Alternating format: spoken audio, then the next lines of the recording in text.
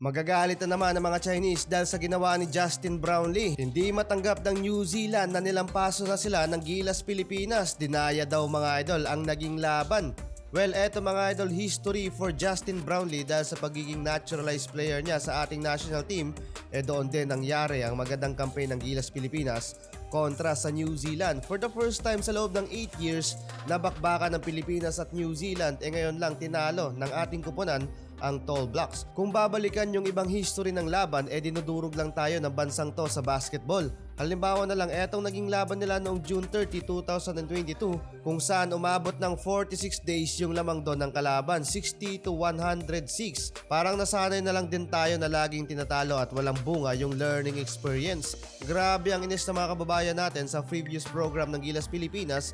Kaya yung saya, excitement at kaba ng mga Pinoy, ibang-iba talaga ngayon. Lalo't nakikita nating may ibubuga na sa world stage etong ating mga pambato.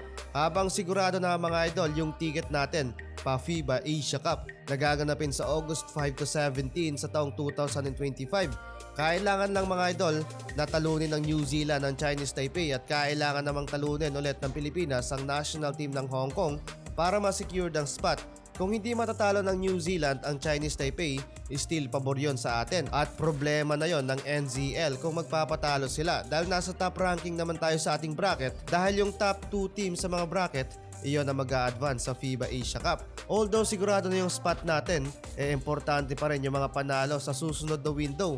Win as many games para mapunta sa better group at mapataas yung chance na maiwasan muna natin yung mga malalakas na bansa sa group stage. 3 laban na lang mga idol ang natitira ng Pilipinas sa Asia Cup qualifiers kontra sa Hong Kong at pagka February makakalaban natin ulit ang Chinese Taipei at February 23 huli nating makakalaban ang New Zealand.